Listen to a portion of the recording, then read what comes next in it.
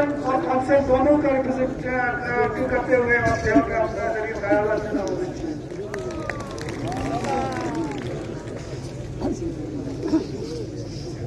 اعوذ باللہ من الشیطان الرجیم بسم اللہ الرحمن الرحیم نحمدہ ونصلی علی رسولہ الکریم وآلہ واصحابہ واجمعین اما بعد۔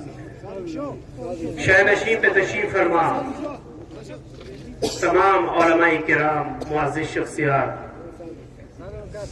ہمارے سر کے تاج، ہمارے میر کارواں، کے تمام ہمارے لیڈرز، میرے آگے بیٹھے ڈسٹرکٹ کرگل کے غیور عوام، ہماری آنے والی نسل مستقبل، میرے سامنے بیٹھے میری عزت و آبرو میری ماں بہنیں، السلام علیکم۔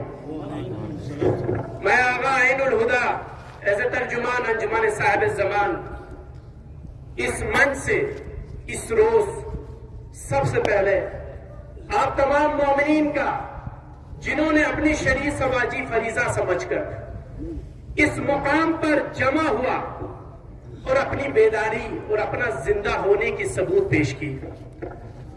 عزیزان ملت، اے آنے والی نسل،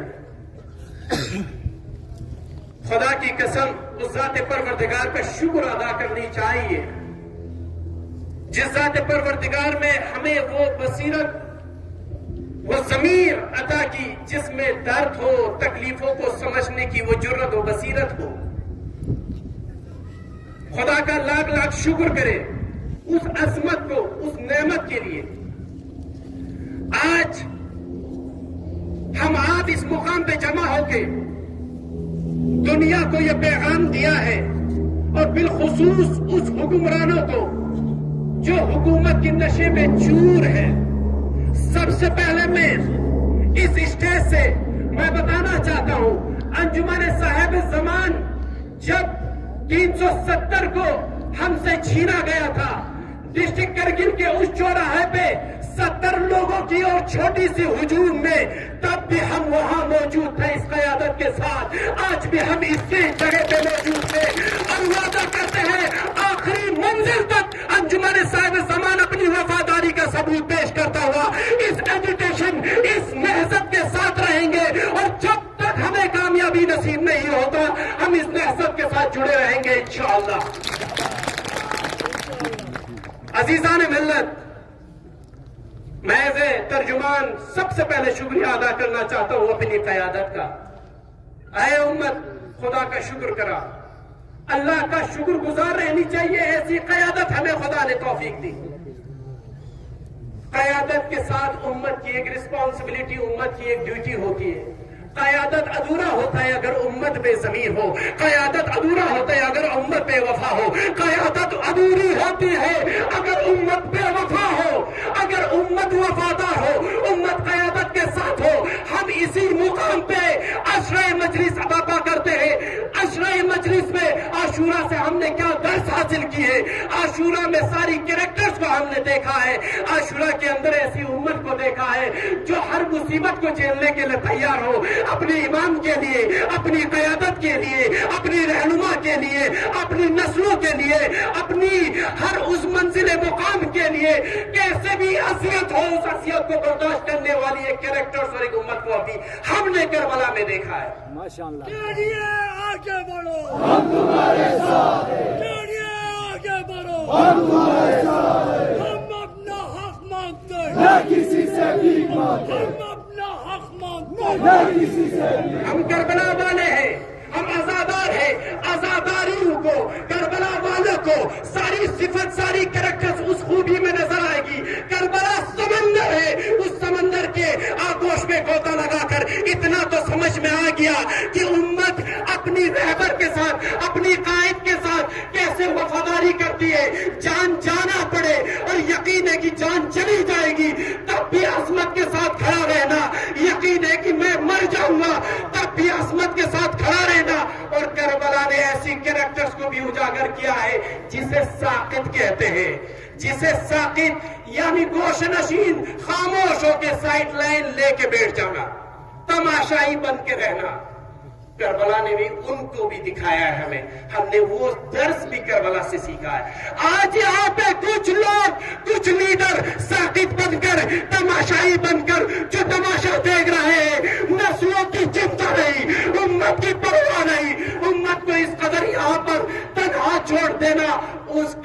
کہ درس و تصویر میں جو ہم نے تصویر دیکھی ہے وہی تصویر آج بھی ہم دیکھ رہے ہیں.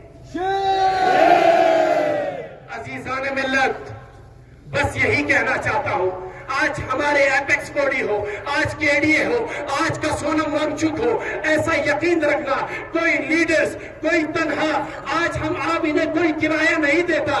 ہم آپ کی نسلوں کے لیے ان کی بال آج دیکھیے ہماری قیادت کی اخن قمر علی صاحب کی اپنی عمر کے اپنی تاریخ کے آخری مرحلے پہ یہ جی رہے ہیں.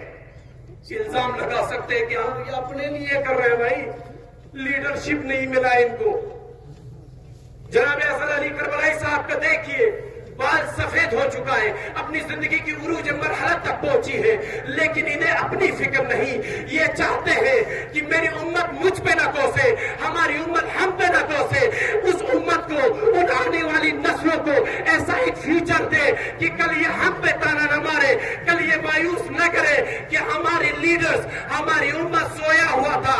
آج ایک تاناشاہ، آج ایک رہبر، آج ایک دور بیٹھا دلی میں ایک نشے میں چور حکمران ہماری مستقبل کو ایک اندھیرے چراغ میں گوشہ نشی میں ڈوبا رہا ہے. انہیں یہ یقین ہوا، انہوں نے اپنی ذمہ داری سمجھا کہ آج اڑ کھڑا ہونے کی وہ مقام ہے. آج ضرورت ہے ہونے کی، اپنے لیے نہیں، مستقبل کے لیے، قوم کے لیے. سونم وانگچک جس نے وہ چاہتا تو امت کو آگے کر کے امت میں لاٹھیاں برسا سکتی تھی، لیکن تمام امت کی ساری مصیبت اور عذاب کو خود اپنے اوپر جھیلنا قابلیت ہے. ہمیں سراہنا پڑے گا ایسی لیڈرشپ کو، ہمیں ان کے بھی شکریہ ادا کرنا پڑے گا، ہمیں ان کی بھی شکریہ ادا کرنا پڑے گا جو بنا کسی نیت کے یہاں سے بار بار دلی جا کے ہمارے لیے رسوا ہو رہا ہے. ہمارے لیے ایک نشے میں چور انسان جسے منسٹری آف ہوم افیئرس کہتے ہیں، وہ ان کا انسلٹ کر رہے ہیں، کہہ رہے جاؤ تمہیں کچھ نہیں ملے گا.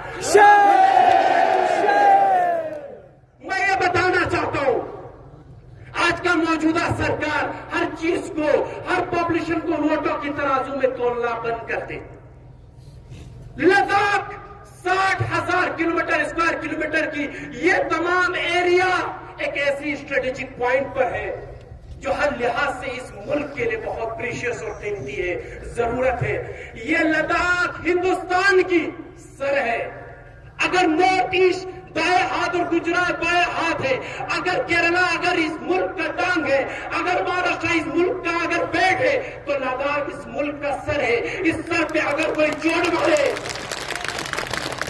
اس سر پہ اگر کوئی وار کرے تو درد نارتھ ایسٹ والے کو بھی ہونی چاہیے، درد آج گجراتیوں کو بھی ہونی چاہیے، درد آج مراٹھاؤں کو بھی ہونی چاہیے، درد آج کیرلا والوں کو بھی ہونی چاہیے.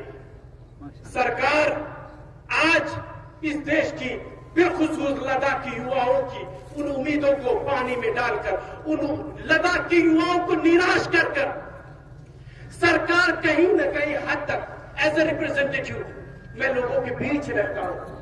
ہم نے سہا ہے، ہم نے دیکھا ہے، ہم سبھی آج کے جو ہل کونسل کے ہمارے لیڈرز آپس میں گفتگو کرتے ہیں، آج فرسٹریٹ ہے ہماری یوا، آج لوگ بے بس ہے، مجبور ہے.